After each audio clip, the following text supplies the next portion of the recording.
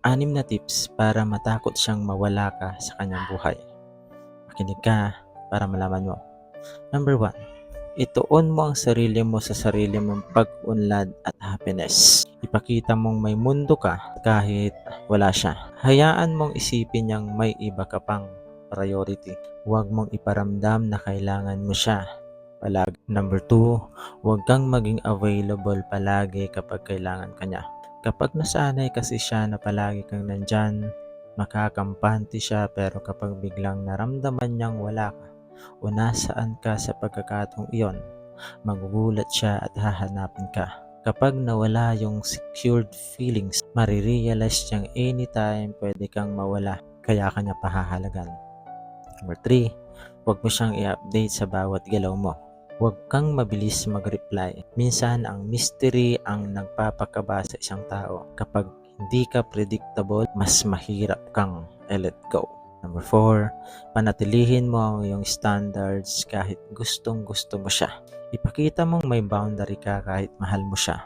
Huwag kang mag-adjust kung siya mismo ay hindi niya ginagawa. Kapag alam niyang hindi ka madaling kontrolin, mas lalaki ang respeto at takot niyang mawala ka. Piliin mo palaging panindigan ang halaga mo bilang isang tao. Number 5, iparamdam mo ang iyong absence, hindi palaging presence. Hindi mo kailangan mag-message o chat araw-araw sa kanya. Kapag nasanay kasi siyang andyan ka palagi, may posibilidad na babaliwalain ka lang niya, pero kapag bigla kang nawala sa routine niya, magugulat siya at pag-aalala agad. Minsan kasi absence ang pinakamatinding paalala ng presence mo. Number 6, i-follow mo ako para matakot ang taong iniisip mo ngayon habang pinapanood itong video sa buhay mo, at pahalagahan ka bilang isang taong nagmamahal lamang. Tandaan mo yan. God bless. 6 na reason kung bakit mahirap bitawan ang no-label relationship. Makinig ka para malaman mo. Number 1, nakaka-addict siya na parang legit na relationship. May lambing, may call sign, may closeness, may good morning and good night, at marami pang iba na parang magjowa kayo talaga. Ramdam mong mahal ka pero wala nga lang label. Feel mo rin na safe ka kasi pwede mong sabihin wala naman kami, pero nakakatakot mahulog. Kaso masarap sa pakiramdam, kaya pinili mo pa rin mag-stay kahit wala kayong label. Number 2, ito ang pinaka nakakabitin sa lahat. Hindi mo alam kung mahal ka ba talaga or option ka lang niya. Sa bawat kilig na ipinaparamdam niya, sobrang saya, pero sa bawat lamig naman na ipinaparamdam niya, sobrang sakit sa puso.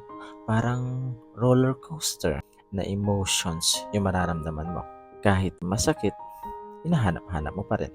Number 3, hindi ka buong sinasaktan pero hindi ka rin buong pinoprotektahan. Alam mo yung may effort, affection, time, pero palaging may kulang. Napapatanong ka na lang kung ikaw lang ba o mahal ka ba talaga niya. Nag-e-effort naman siya minsan, pero palaging may pag-aalala at takot kang nararamdaman. Number 4, umaasa kang maybe someday magiging kayo. Iniisip mong takot lang siya o di pa siya handa, at balang araw pipiliin ka rin niya. Nag-i-imagine ka na at tinitingnan mo na ang future na kasama siya. Nakaka-addict na pag-asa kasi nga naniniwala ka sa salitang maybe someday. Number 5, hindi lang siya basta love. It's about being chosen. Gusto mong patunayan na ikaw ang pipiliin at mananatili siya hanggang dulo sa'yo. Kaya kahit nasasaktan ka, you stay because you want to win that validation. Number 6, i-follow mo ako para malaman mo na ang taong iniisip mo ngayon habang pinapanood itong video ay oo. Balang araw makikita niya rin ang halaga mo at mamahalin ka rin niya kagaya ng pagmamahal na ipinaparamdam mo. Tandaan mo yan. God bless. 6 reasons kung bakit ayokong bitawan ka. Makinig ka para malaman mo. Number 1, ayaw kitang bitawan kasi mahal kita. Mahal kita sa hindi maipaliwanag na dahilan, basta mahal kita. Number 2, ayaw kitang bitawan kasi mahirap makahanap ng isang katulad mo. Wala rin naman akong balak na maghanap kasi nasa iyo na lahat ng hinahanap ko. Number 3, ayaw kitang bitawan kasi ayoko nang kumilala pa ng bago.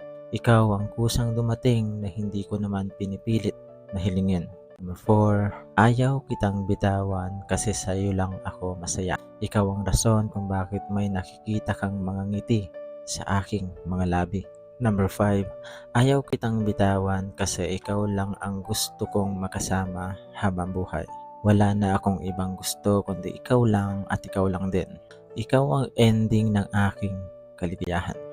Number 6, i-follow mo ako para malaman mong ang iniisip mo ngayon habang pinapanood mo itong video ay ayaw ka ring bitawan kasi ikaw lang ang kanyang kaligayahan. Tandaan mo yan. God bless. 5 signs na ikaw ang pangarap niyang babae. Makinig ka para malaman mo. Number 1, gustong-gusto ka niya palaging sorpresahin. Gusto niya iparamdam sa iyong special ka at iba ka sa lahat ng babaeng nakilala niya. Number 2, ibinabahagi niya sa iyo ang kanyang mga romantic songs na pinapakinggan at kinahihiligan. At minsan ay talagang para sa iyo ang kantang kanyang ibinabahagi. Parang mensahe ba na para sa iyo? Number 3, nagse-celebrate siya ng mga achievement o success mo sa buhay. Andyan siya para suportahan ka at iparamdam na may isang taong palaging nandyan para sa iyo. Suportahan ka at ipagdiwang ang mga tagumpay mo. Number 4, palagi niyang nire-respeto ang boundaries at desisyon mo sa buhay. May kalayaan kang gawin ang mga bagay na nais mo dahil mayroon siyang tiwalang ibinibigay sa iyo. Number 5, i-follow mo ako para malaman mo na ang lalaking iniisip mo ngayon habang pinapanood itong video ay tama ka. Pinapangarap kanyang babae na makakasama habang buhay hanggang sa kanyang pagtanda. Tandaan mo yan. God bless. Magkaiba ang lalaki at babae pagdating sa pag-ibig o sa isang relasyon.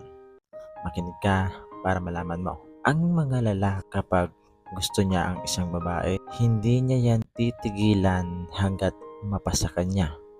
Pero hindi lahat ng lalaki o hindi lahat ng babae na mababanggit ko ay angkop sa video na ito. Samantalang ang mga babae, kapag gusto niya ang isang lalaki, mahiyain at tahimik lang sa una. Ang lalaki kapag nakuha na ang gusto at naramdaman niya na hindi pala love yung feelings niya sa'yo, di na yan magpaparamdam at magiging cold na yan sa'yo. I-ghost ka na niya. Samantalang ang babae, pag nakuha na ang lahat sa kanya, saka yan maghahabol para sa pagmamahal na akala niya hanggang sa huli ay ipaparamdam mo sa kanya.